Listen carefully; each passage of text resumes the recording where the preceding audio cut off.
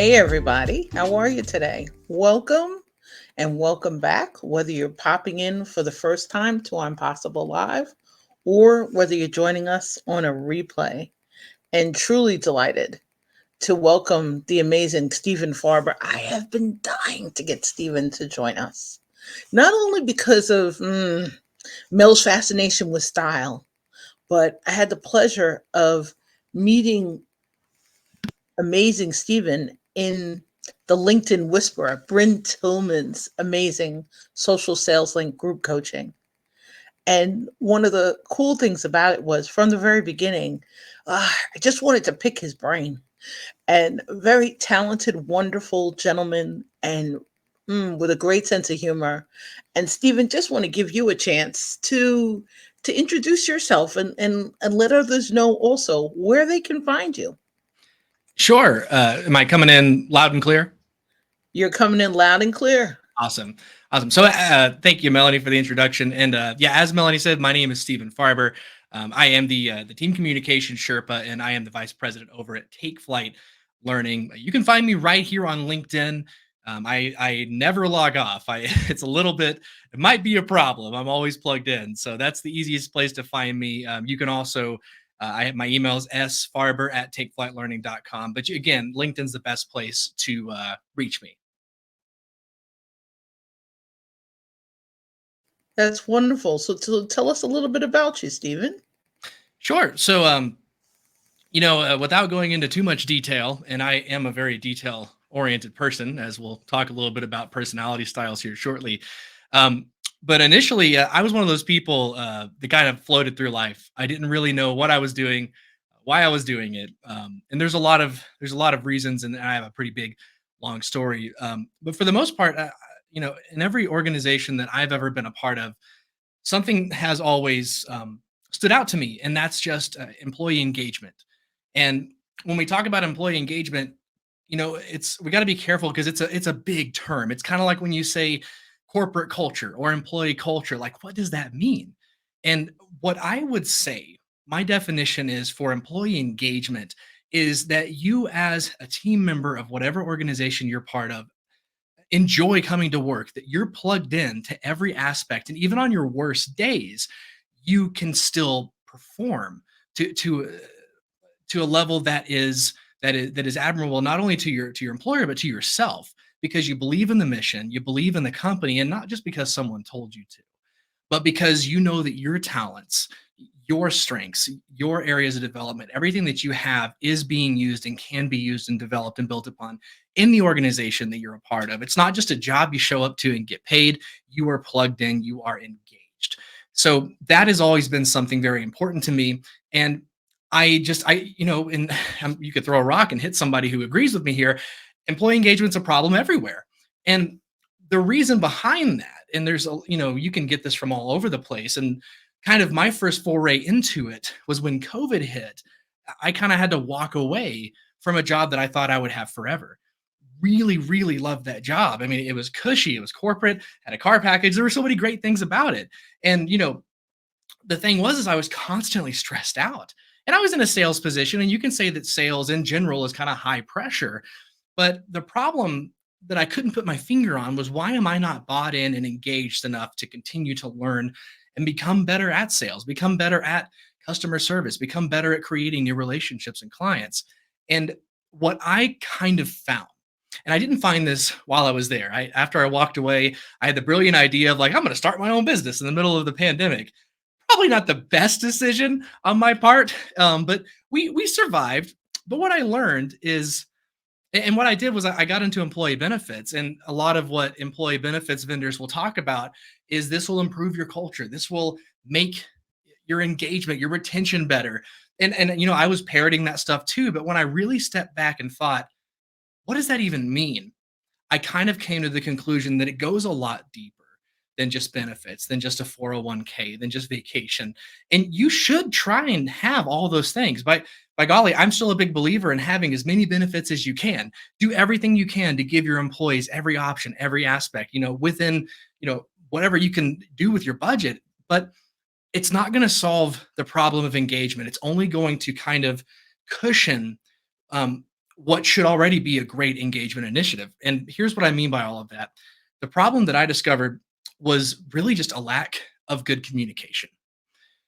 And communication isn't, we're not talking language to language necessarily, or even culturally, but when you have somebody who thinks and acts a certain way, how do you communicate to them in the best way for them so that they get the message, they know how to work? And even better, as a manager or as a leader, how do you determine what what traits of yourself to pull back on or to push with, depending on who you're leading? And this all comes down to communication and personality style. So um try not to get too far into the weeds there, Melanie, before we talk, but that's a little bit about me.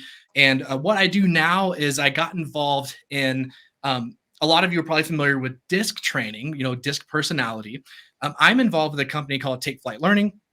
And what we do is kind of reimagine that model in a way that's intuitive and easy, and makes it so that we can teach communication styles to managers, their direct reports, and really allows them to make the best use of that, to create those strong connections so that employee retention is not this problem, or rather it becomes a different problem, a good problem. We have too many people, right? In the best way. And then, you see things like layoffs happening right now, which you could say that's the result of having too many people. But it also comes down to, hiring the right people and making sure that everything kind of fits together. So I hope that kind of answers your question, Melanie. I'll send it back to you. Thank you so much. And thanks for a really rich introduction. So I love that we're talking about styles and that you mentioned employee engagement, and that your jam kind of is an engaged workforce. And I really love that. If we really looked at style, though, I think style is kind of a critical element to establishing trust in long-lasting relationships, in collaborations, and in communities. And of course, that includes workplaces, whether we're working from the office or or whether we're working from home or working from anywhere. One of the things I'd love to ask you, as we're mentioning style and we're mentioning engagement, is I think of style sometimes as, and I love that you mentioned personality styles. I think of style sometimes as indirect and direct. There are some people can see, they can observe. I love that you mentioned cultural style, because that's maybe sometimes not a style that people can see. They can't necessarily tell by our appearance or how we sound on the phone or our last names. But I would love to know, just as we're really digging into it, in terms of personality styles, do you feel that all elements of them, from DISC or otherwise, that they can all be seen by others? Or do some of us show up with a mix of these styles? No, absolutely. So to answer your first question, yeah, I think, well, it starts with self-awareness. We have to understand that, one, style is a thing, that it exists, that we have our own personal styles, and, personality style, personal style, we're all talking about the same thing here. So it's 100% possible to be aware of your style, and being aware of the style of others is step two. Because once you've identified that you kind of think and act and behave in a certain way, you can start picking out that other people may not do the same, and often they don't. And so that, yeah, it's absolutely, all it takes is kind of some knowledge of the four styles. And we talk about the four styles, we're talking about DISC, and we'll kind of go over that here in a second. The other question was kind of, it was kind of, what was it about teams? Will you repeat that for me, please? So in terms of teams and in terms of team styles, we may have elements indirect and direct. Are they always seen by other team members? And I know you just framed that from self-awareness and the knowledge of others. But if we're trying to create a dynamic team, where do we start by identifying styles? Where would you suggest we start? Right. So I'm going to back up and answer that, and answer kind of the first part of that too, is no, we don't naturally see it. You're probably going to see more of the direct styles because they're direct, but you may not notice their styles. Indirect styles, if we're talking about like more introverted, more reserved, more even-paced people, their whole style is to be behind the scenes and not be in the spotlight. So it's going to be pretty unlikely, unless you know what to look for, that you're going to see that, know how to recognize it, know how to reward it, know how to communicate to it. And as far as is building dynamic teams, I think it starts with understanding that there tends to be four types of people. And this is ancient, Melanie. This goes back to ancient China. I think they had five. They were the elements. But if you go all the way up until about 1928, when I always get his two names mixed up, William Marston Molson or William Molston Marston, one of those two, he came up with the disc model. Carl Jung had the quadrant. And like what my point is you go all the way back to ancient China, and we tend to fall into these four quadrants. You have things like MBTI that expand upon it, and they have 16, but they still pull back to those four. And, we're going to stick with the four today because it's just easier to understand for people who are trying to pick it up quickly. But yeah, so the answer to that question is we got to know what the styles are first. Then we identify them in ourselves and others. And then we can talk a little bit about, what do teams look like when they lack a certain style or they have too much of one style? What team, what style is best to lead which team? Those are interesting questions to ask. So help us start understanding style, Stephen, your way. Sure. Pull back the layers of the onion. Let us know what's underneath so that we know what to look for, whether we're looking in an interview, whether we're looking in onboarding, when we're looking, as people are coming up, with a job description. My family's now looking for a new, care aide for dad. It can be really simple. It can be really, really complex. So I love anything you can help us understand in terms of how to identify styles too. Sure, absolutely. So what we're going to do is, I think I have a screen that I don't know if I can share it, but I believe you might be able to. And we're going to pull that up, and we're just going to do a quick run through the four styles. And there's also a link that will be provided here at the end too, or it may have already been provided. I'm not sure. I'm just looking at the camera. But I'm going to have some resources here at the end that actually have a lot of this in it. You'll be able to learn a little more about the styles, identify them in yourself and others.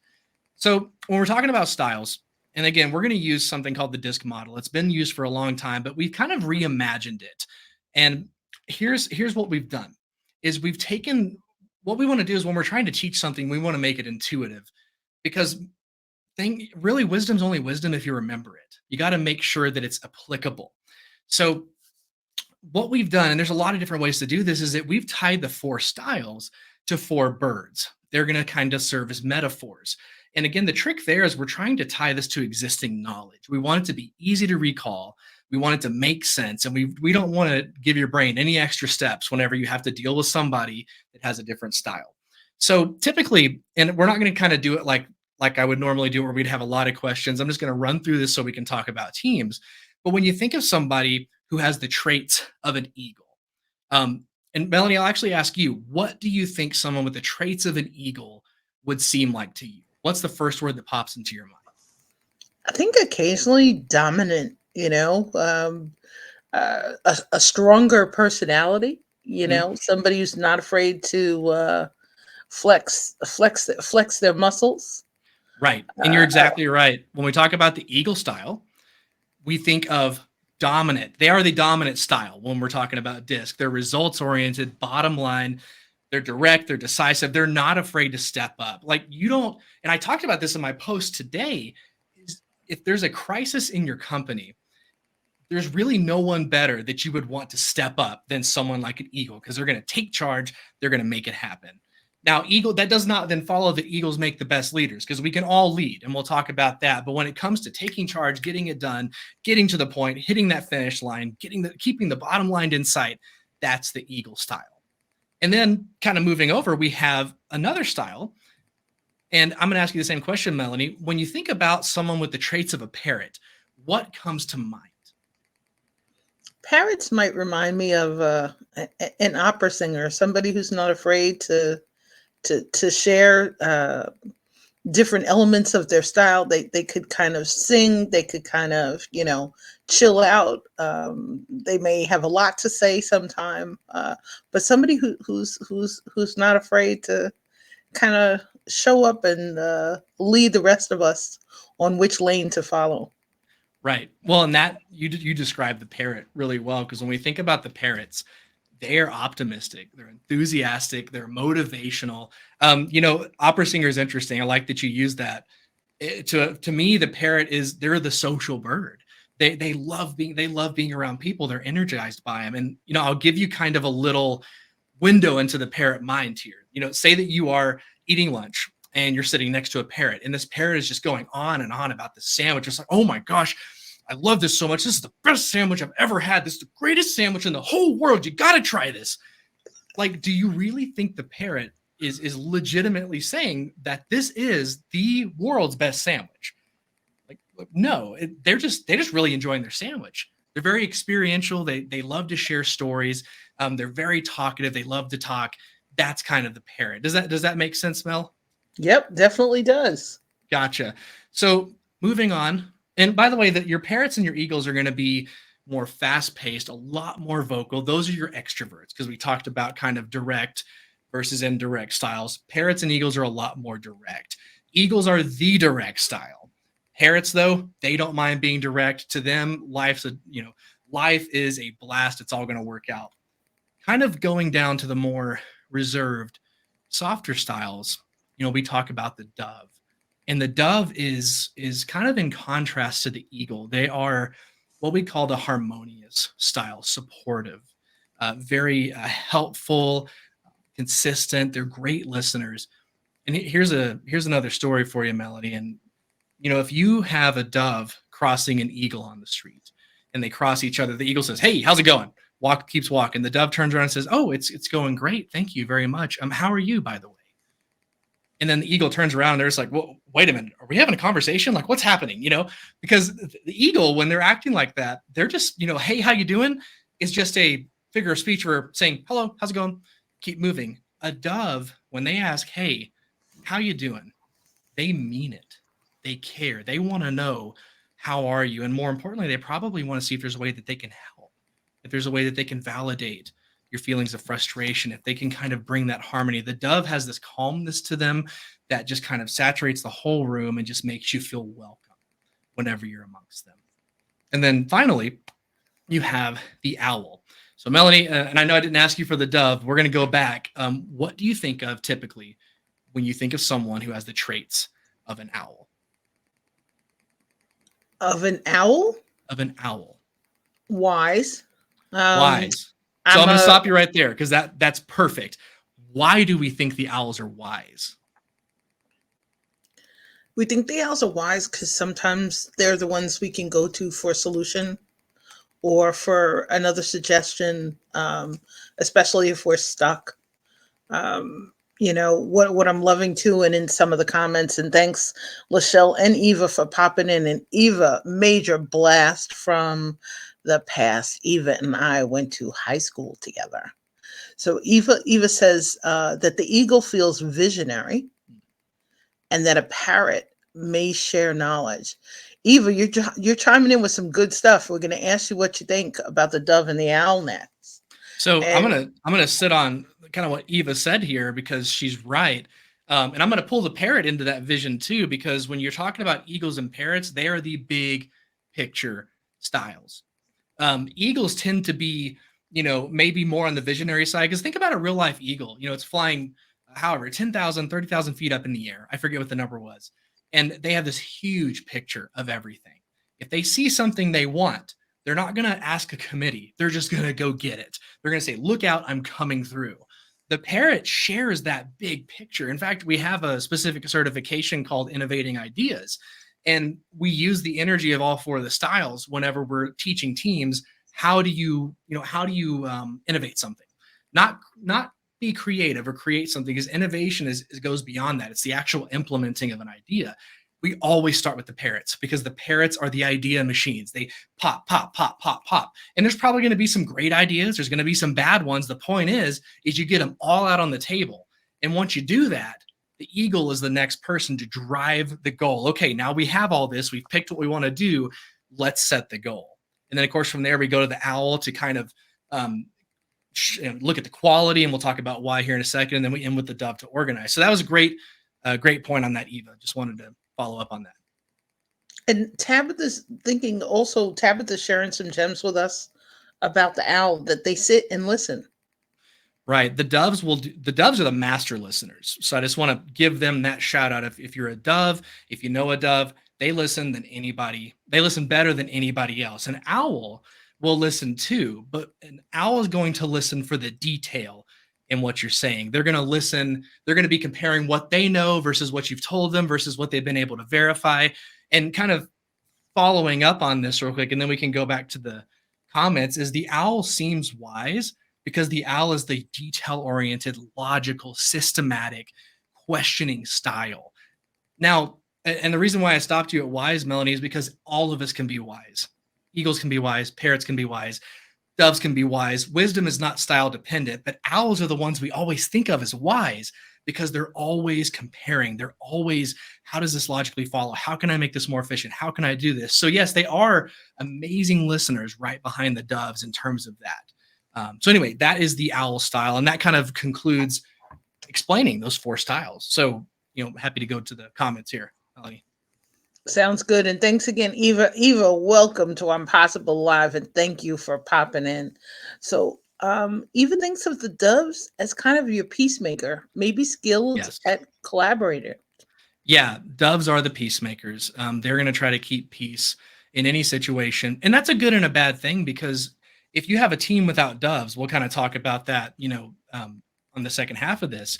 If you're missing a team, if you have a team without doves, there's going to be a lot more conflict, and it's probably not going to end well. The doves are the ones that bring everybody together. At the same time, if you have a team with too much dove energy or a lot of unaware doves on your team, you can kind of bring things to a grinding halt, because it's not that they're resistant to change in that way. It's that they want to make sure everybody's happy. And if they can't find a happy medium, it can be pretty stressful. They've been known to develop martyr syndrome if things are too stressful. And, I wish we had time to go into it, because typically when we're under stress, we just become too much of the bird that we already are, versus that. So yeah, no, peacemaker, perfect. And I think Eva also said down here, owls are the information processors. They process it, and then they process it again, and then they process it again, and then they process it again. Quality is the standby of the owl. Absolutely. So you mentioned before also, Stephen, that we may not want, in like a dynamic team, which I'm thinking is kind of a team that's got it going on, that really is experiential, as you mentioned before, as part of the engagement. They're focused on providing quality experiences for anybody who comes into contact with your organization or your brand or your vision or your mission, which may be a lot. But is there one style, as you were saying, if there's too much of one style, does it kind of clog up? Does it clog up the team at all? Well, maybe. It really depends on the level of self-awareness. Because if you have because we're kind of limited by industry in some respect, like depending on where you work, like I like to use an IT firm, for example, you're probably going to have mostly owls with some doves. If you're lucky, you might have an eagle in there. If that team has, been through a training like this or something to where they understand self-awareness, they'll probably be okay. If there was a way to bring in every aspect of every other style, that'd be great, because there's other perspectives you just won't see otherwise. And another thing is, we don't have time to go into, but there was somebody, I think in 2008, that tied the 4 styles to the 4 quadrants of the brain. So if you are like me, I'm a very intense owl. And my wife's a parrot, she sees and says things all the time that I'm just like, I never would have realized that. I never could see that because I just don't think in that way. So if you're a team missing a certain style, that's the risk you play. But we can kind of take a deeper dive, if you'd like, Melanie, into kind of how that would play out. I think it'd be cool, but I'm really good. I know you've got a lot of fantastic material for us. And I think I'd love to stay in the lane of what we can do to help people notch up their teams. So I'm really wondering, you have Imagine, and maybe it has to do with my type. I'm wondering, what's Imagine a team of all? I'm wondering what's under this slide? Right. Well, and this is I think this will keep us in our lane, because this is going to kind of add to the tool set of what can you do. Because if you already have a team or you're working with the team, say that you're more in a coaching or support role, you can't exactly just say, hey, I need you to fire all the Eagles and hire more owls. Like, I mean, that obviously that's wrong for a lot of reasons. And it's not going to fix anything. What does help is understanding what it looks like when you have saturations of certain styles or you're missing other styles. So what I mean by that is, like, let's imagine a team of all Eagles. Melanie, what does that look like? And by the way, I welcome, if you're here watching, put it in the comments what you think a team of all Eagles would look like. Let's talk about this for a second. Melanie, what do you think that looks like? This would be kind of and it was funny because I was talking about parrots singing opera. This is the reminds me of the song "We Are Champions." We are the champion. The graphics bringing that kind of strong, dominant energy out. Very motivated team, right? Definitely, and possibly really very concerned about winning. Right. Well, you know what? Let me step back. I think a better word than motivated, because that's going to be more closer to the parrot. But a team of all Eagles is going to be very focused on the goal. They know where they're going for it. You might have like too many chiefs, is a good way to put it, because there's going to be a lot of power struggles. Eagles like to take charge, so you're going to have that kind of going back and forth. Hey, Yada. Hey, that's actually Anna's one of our affiliates. And she nailed it right on the head there. We miss people, needs, and key details. We'll kind of wrap up with that after these slides. But a team of all Eagles, again, is going to be very direct. They're going to probably take risks without thinking them through. And if there's mostly Eagles, maybe there's a little bit of doves, a couple owls, a couple parrots, they are going to more than likely be crushed by that very domineering, very powerful Eagle energy. Does that make sense, Mel? Definitely. So talk about a team of all parrots here. What does a team of all parrots look like? We just talked about the opera singers, Mel. What does a team of all parrots look like to you? They look like they're ready to flash. They're ready to create an amazing experience. Yeah. Oh, absolutely. There is no lack of morale at this company where there is only parrots. The energy is going to be max all the time. If you're an owl and you walk by an office building and you see nothing but parrots, you're probably going to run. Like it's just going to be a lot of energy. And I say that jokingly as the owl that I am. The problem that you might run into with a team of all parrots is actually getting things implemented. You're going to have no shortage of ideas, no shortage of amazing ideas. Actually getting somebody to like organize it, plan it out, and drive it home, that's going to be tough, because a lot of times that's not exciting for a parrot. That's kind of boring. Like, oh, you're telling me I have to build a flow chart in an Excel sheet and then build a system? I'd rather just think of how to do it, or I'd rather think of what we need versus how to do it. So that's kind of what you run into when you have nothing but parrots. Now, a team of all doves is a little different. And I wanted to stop and kind of look at the comments here. Catherine actually said a team of all Eagles, a lot of action and a lot of doing, but maybe conflict is more likely to pop up. Absolutely. It's going to be a very conflict. There's going to be a lot of conflict, and conflict's not bad necessarily, but how it's approached is important. So is it going to be creative, or is it going to be kind of destructive, butting heads? A team of all Eagles, you might lead towards a little more destructive. So Melanie, I hope it's okay that I kind of went back and looked at that. So keep going wherever you're going. We're with you. Gotcha. Ayana here, and I hope I'm saying your name right, by the way. Hopefully I get to meet you one day. We have a lot of fun, but may miss the deadline and lose focus. Absolutely. Again, the parrot group, the all parrots, fun is not a problem. Actually getting something done, a little bit of a bigger problem. So moving over to the doves, a team of all doves, and kind of thinking about dove energy here. Melanie, what do you think that team looks like? What does it feel like to you? That team of doves may be so focused on harmony that occasionally some of the big picture details might get lost. Right. They're not going to be extremely innovative. I'd agree with you on that. Decisions are probably going to take a really long time, because they want to arrive at everything through collaboration. And if you're a dove, you know this. And I have enough dove myself. I think I'm about at the halfway mark with the dove versus my owl, which is breaking the chart. I don't like doing things unless everybody's on board. And if you have a bunch of doves, You may all eventually agree on something after a really long time, but it may not be the most creative thing because you're trying to not step on so many toes and you just want to be super supportive. And that's the good thing with a team of all doves. Support is not a problem.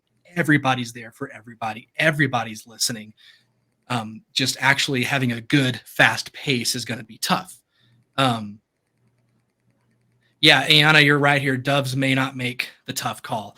They definitely won't, because the tough call may hurt someone's feelings. It may, it really just goes against going against consensus. If the doves, even if it's a team of all doves in this example, even if one dove isn't okay with it, no doves are going to make a decision. And you're probably familiar with the example we give about buying a TV. If you're a group of doves buying a TV, that TV does not have to be bought that day. It doesn't have to be bought that year. We got to wait till everybody's ready to buy the TV, and then we'll make a move. Creative conflict often generates innovation. Absolutely, Eva. And, I don't want to get this wrong, but our Merrick, our CEO, often says that a team without conflict isn't creative. I go a little further and say that they're not going to grow either. And they're going to have lots of problems because they're just going to keep doing the same thing. And unfortunately, the world changes around us. People get old, people grow, and you're going to, how do you communicate to a multi-generational, multicultural workforce, especially with all the DE&I initiatives that are coming up everywhere now, which is a great thing. If you don't, if you're not going to approach conflict in a creative way, we're all going to get stuck. So anyway, I could go on a rant there. But no kind of worries. wrapping up, and you're reminding me from the innovation perspective. It's one of the things that I love about mental fitness through positive intelligence, and the reminder that improvisation is also really important. I'm really thankful for 𝘰𝗍𝗄𝘀 and Angie Alexander bringing that up. But what I love is the reminder to do yes and as we're exploring different things. Right. And I love positive intelligence. I love what kind of the goal is with that, because it aligns kind of with what we're talking about here. Like, how do you yes and it? And, we have a certification called rediscovering conflict. That pun gets me every time. And we have we have a little section where we talk about yes and, because, improvists have been doing yes and for a long time. But we go through a couple, levels of it. How does it feel to say no, or no, but, or sure, and, but you bring it all the way to yes and you get these amazing creative solutions, whether you agree with the person or not. It's about getting everything out on the table is the main thing. So anyway, imagine a team of all owls. Melody, what does that team look like to you? And anybody in the comments as well. That team has some stuff going on. Oh yeah. Lots of stuff. Either in some cases, some hesitancy sometimes to share their true voices as they're listening to others' suggestions, or, as you would say, insights. They might have some real communication issues. Right. Well, and a team full of owls is going to be very thoughtful and cautious, a lot like the doves. They'd probably take a long time to make decisions like the doves, probably even longer, maybe too long. But if they ever get to that decision, it'll probably be a great one because they have thought it through. They have marked out, we like to talk about the birds taking risks. The eagles, they take risks. Of course, they know it's going to pay off. The parrots, they take risks. Of course, it's fun. They build the hang glider on the way down. It's whatever. The doves, they don't really take risks, but they will support the people that do. The owls, by the time they get done with it, it is not a risk anymore. They have completely eliminated any aspect of potential harm or deficiency, and that's ready to go. So a team of all owls, they probably would produce one of the greatest solutions of all time, but they'd probably never actually get to it because it takes so long. And that's kind of the point of showing all of these is what happens when you have just one style. There's a lot of good, but you need the other styles to kind of balance this out. And we'll go to kind of what you mentioned before. This is the last thing I have to share, Melanie, and then we can just talk in general, is what happens when you take one out. Because we just talked about the extremes. We'll talk about taking one out. I don't know if there's some comments here that we need to look at first. Nope, I think everybody's with us. Yeah, which I think is fabulous. It's such a reminder. Sorry, I feel like I interrupted you, Melanie. I apologize. Go ahead. You're No, good. don't worry. I love the part about analysis paralysis. I thought of the doves too as maybe being perfection paralysis. So I absolutely love hearing the analysis paralysis gem pop in. Yeah, and as a dove, you can definitely you probably look at perfection a little differently than an owl, because an owl is getting analysis paralysis because they're trying to be perfect. Like the owl's motto is, if you're gonna do it, you might as well do it right the first time. A dove is, how can I do it right by the people that I'm doing it for? Like, how can I do it? They might even get more paralyzed if it's involving more people, because now you got to be perfect for each individual person in their specific way, and that can really stress a dove out. So yes, yes, and to what you said, it's just perfection looks a little different. And you could even, a parrot's not as worried about perfection, nor is an eagle, but they can still get hung up in that a little bit based on, was this the best possible, exciting, motivating thing I could have done? If you're a parrot, if you're an eagle, it's like, did this make the biggest impact? If it didn't, why did I do it? It's perfection is it looks different for each style, if that makes sense. That definitely does. So, Melly, if it's okay with you, I'll kind of wrap up here with what it looks like, in a dynamic team if you take out a style. Does that sound good? Sounds good. So, and I'm just going to kind of go through this here, and I, invite in the comments here if anybody wants to participate as you've been, and thank you all so much for your participation here. So, Melanie and anybody else, let's look at a team that's missing the dove. What do you think is going on in this team? What are the good? What are the bad? Melanie, what do you think? Will it go round in circles? The Billy Paul song is coming up. There's no one necessarily to unite them. Maybe. Unite them. You hit it right on the nose. Doves they're the style that holds everybody together. They're the glue that holds the team, that adhesion, that gives the adhesion that everybody needs. There's going to be a lot more conflict, guaranteed, because doves are the peacemakers. If you don't have the peacemaker, you're going to have some more conflict. So that was excellent. Let's go with what happens if you take the parrot out. You have a lot of dominant energy, a lot of analytical, a lot of conscientious energy. You have a lot of supportive energy. When you take out that interactive piece, what are we left with, Mel? Might be missing some of the innovation or the implementation stuff. Right. Well, you're definitely going to experience more stress because of that too. You're not going to have that optimism. As far as innovation, I'd agree with you, because again, when we talk about like innovating ideas, you always start with the parrot energy. And this, you don't have to be a parrot to use this tool. And I should have included this in the link. If anybody wants to, kind of pick my brain on that, shoot me a DM. I'd be more than happy to share with you what I'm talking about. But if you don't have the parrot, you're going to start with the ego most of the time, and you're just going to go straight to the goal, even though you didn't really take the time to get everything out on the table. The bigger thing you're missing with the parrot is you don't have that optimism. That's natural, that enthusiasm, that the motivator is missing. So it's going to be very serious on this team, because you have very serious professional styles in the owl, very serious style with the eagle. The doves might feel a little pressured on a team like this because they don't have that parrot energy too. One thing you reminded me of in our original question, maybe also in that one where the parrot isn't there, you may be missing a clarity piece in your team. That in some cases, identifying the focus, kind of sharpening of the lens, so to speak. That might have been. So thank you very much for that graphic and reminding me of that about the clarity. Right. Well, and anytime you're missing a style, Mel, you're going to be missing clarity because you're not getting the whole picture. We need all four of these perspectives to be the best we can possibly be. And that's why it's important for teams, if they can, to at least be aware of the styles on their team. And if they can, even build out to have, all those styles. Or if there's one parrot on a team that's got tons of eagles, doves, and owls, that parrot probably gets, there's a potential that parrot isn't heard because you have so much of this other energy. But that parrot could be the one to bring up the idea, to create the motivating moment that changes everything. Like, that's how important just one style is. And again, if you don't have an eagle, we'll go over that next. That's the next one, I believe. So Melanie, without hopefully I didn't give it away, what happens when you don't have an eagle on a team?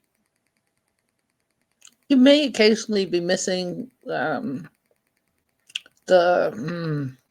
let's see, we were talking before about communities or unification. You may be missing the decisive part Right. of your team. Somebody to kind of spur on and especially if it's a time sensitive issue, kind of could be really be a concern. What do you think about like the word I like to use is gumption. You don't have any gumption on the team when you're missing that eagle energy. I think that's a word my mom used to use. It's you just eagles are the decisive style. This team without eagle energy is going to get off track pretty easily, because the eagles help people focus on the goal, and they drive progress towards it. So if you're missing that, it's going to be really hard to stay focused on what the main mission is. Motivation, not a problem. Support, not a problem. Systematic analysis and analysis, or excuse me, systematization of the process to get to the goal, not a problem. Actually going is going to be tougher because there's not going to be an eagle. And then finally, what does a team without owls look like? Mel, and we'll kind of close on this one. You're missing your reference librarian, somebody who's kind of helping you evaluate or weigh some of the options. Right. And in some cases, maybe some of your balance. Balance is a good word. Why do you say balance? Well, I like that. I think because if we think of this from the perspective of really creating experiences for others, that balance is a key. It's kind of your equilibrium. You want your team to stay focused, to stay on point, and the balance sometimes is someone to kind of bring everything back together, whether it's pure center or just like your post today about the intersections. It kind of brings us back to an even keel. Right. Well, and yes, and another word I like to use too, because balance is what we're looking for with all these styles. If we're a little unbalanced if we don't have a little bit of every style, I think. But without owls, you're going to be lacking a lot of structure. You're going to the drive and the emphasis on quality may not be there. And mistakes are going to get made too, because the one thing owls do is they make sure that things are well thought out. You have the information you need, that the facts have been checked and checked again. Without any owls, there's just going to be more of the opportunity for mistakes to happen. And of course, if one mistake happens, it can start a domino effect of all kinds of things. And that's kind of what, what happened there. And I'll kind of close out with this, and you can take that screen down if you'd like anytime, because we're done with that. One of the questions that we get is there two questions that we get actually. The first one is there, is it best to have a mix of styles on a team? In general, having that diversity of styles on a team, it creates a diversity of ideas, which is what we want. However, there's not like a single rule or prescription. And I'm sorry, owls, I know even I'm like, well, there's got to be something. But there's not a single rule or prescription that says this is the composition that you have to have for your team. For example, a group of all owls working on a nuclear, let me back up a little bit. It kind of depends on the industry again. Like if you are in the nuclear reactor industry, a group of owls working on a nuclear reactor may not be such a bad thing. But if you have in a crisis, you're going to want an eagle who's there to help the owls get through this and quickly size up the situation, act decisively. That would be very helpful. So again, it's industry dependent. You want a mix of all the styles, but there's no prescription necessarily of how many styles to have. And the other question we get is, which style is the best to lead? And the answer to that is it's in two parts. Every style can lead, and it depends on what the mission is of this company. Is this a very goal-oriented push company? If that's the mission, you might want an eagle leader. If this is a company that's more into the details, needs to make sure everything's constantly fact-checked and analyzed and correct, you're going to want an owl leader. If customer support is extremely heavy emphasis, if it's a lot about, if it's a nonprofit or a shelter or something that is so people focused, you're going to want a dove. And of course, if it's something that keeps the energy high and you want motivation high all the time, and it is dependent on that, you're going to want a parrot. But any of these styles can lead in this organization. It's not, you can't say only the eagles can lead or the owls can lead. You want to ask, okay, which style do we want leading in this situation or this industry. And ideally, you want everyone to be leaders. Everyone can be trained because we all lead in different ways. And if we don't know how those styles work and lead together, we're going to miss perspectives and we're going to lose a lot more than we gain. So that's basically my spiel, Melanie, on creating dynamic teams. And I hope that made a lot of sense. It did, and I love what Ayana's saying also, because people are really trying to figure out sometime who can be in charge to be the leader. I love being on a not-for-profit where in many cases there are co-chairs, or there might be a committee chair, but if the committee has to change its function in any sense, then there's a different co-chair for what that subcommittee would handle, which I think is just acknowledging all of our styles. We can have a mixture of them. It can really change depending on our industry, our environment, our culture, and in some cases, the situation. I know, as you were saying, some styles that maybe are more direct sometimes, other times in different environments, they may appear to be indirect. So I think your reminder is mixing it up. What I love too about our guests who have joined us today is we've got a mixture of career coaches. We have professors. We have 𝘀𝗫𝗏 with 15 children. Eva, who's a professor, but also works, with youth in theater. That it's the reminder. Our teams can be of all ages, of all sizes, of all cultures, and just really trying to set our teams up for a higher chance of success.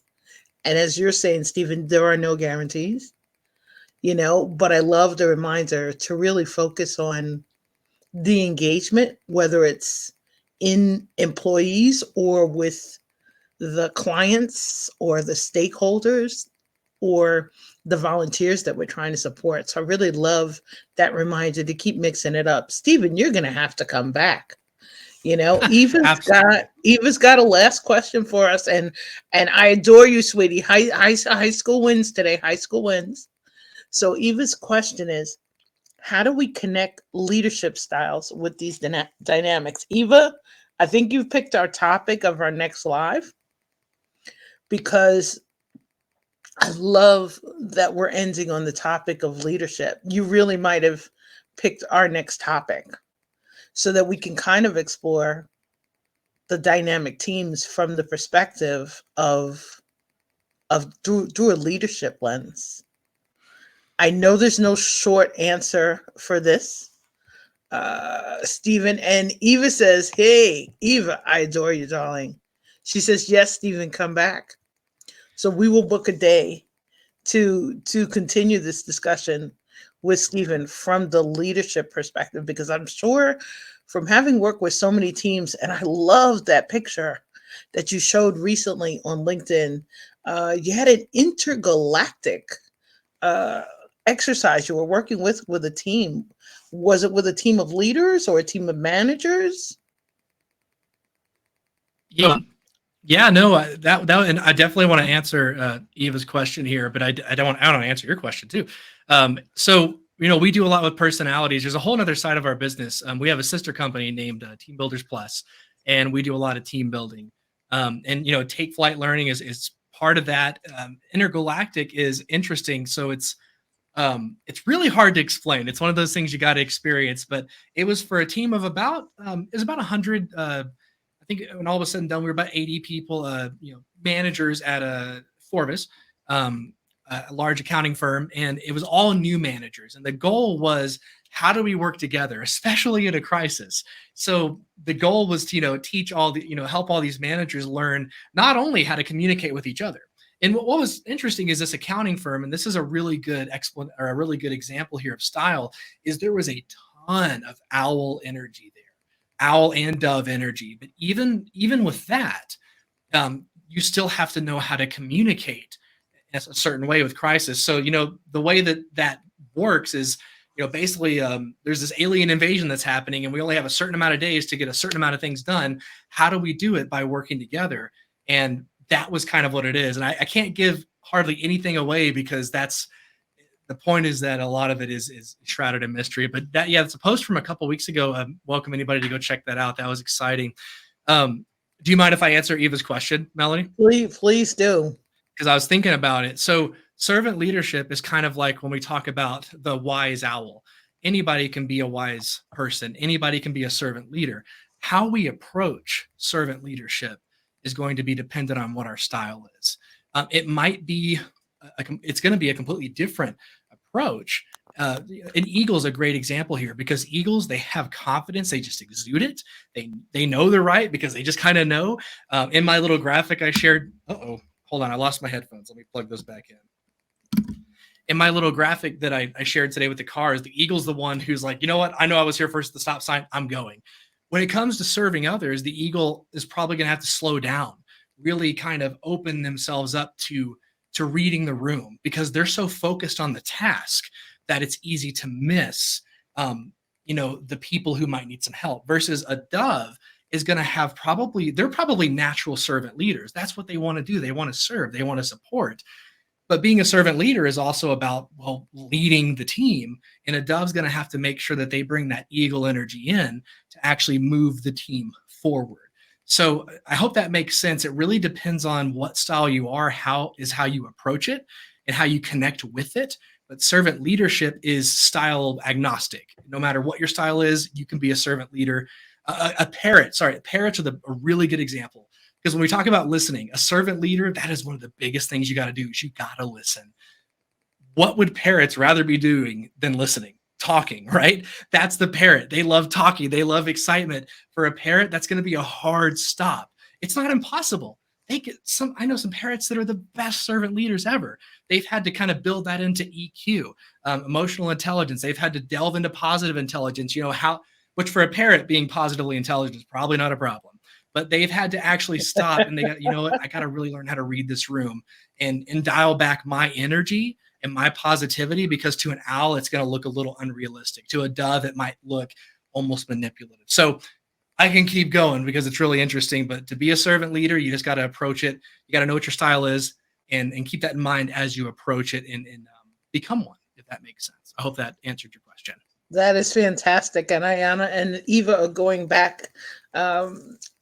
Eva says it sounds very exciting, and it sounds like her. She says she often has to pull back. So thank you for giving her a great answer for today. Before, so can I add one more thing? Sure. So just from my personal perspective, again, I'm an extremely intense owl. My wife calls me the super owl, but she's a super parrot, so it makes sense. In terms of servant leadership, I really believe that is the best way to lead, to sell, to service, to do all of it.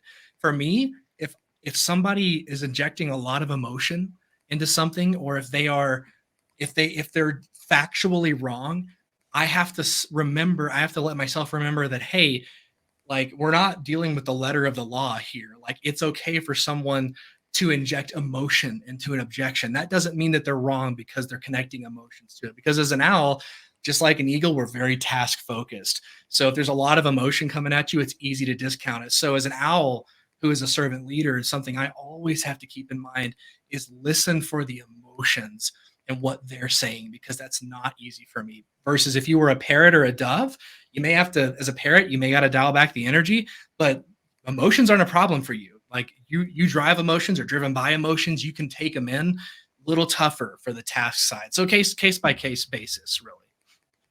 Well, thank you so much for lots of amazing food for thought, Stephen. And you definitely have to come back and hang out with us again. And we really will, with your permission, continue exploring style and the dynamics of teams. And we're going to add some more goodies in about leadership in a future discussion. But I'm honored and so grateful you're joining us today, and toasting you with smiles across the miles. And thank you, everybody, for joining us today. I hope you stay safe, stay well, stay inspired, and stay in touch. And please have a magnificent day. Thank you again for joining us for Impossible Live. Take great care and reach out to Stephen for more support on navigating your styles. And thank you so much for helping us get jump-started today and jump-starting our teams. Awesome. No problem. Thank you. Thank you so much for having me. Thank you. My pleasure, Stephen. Have a magnificent day, everybody.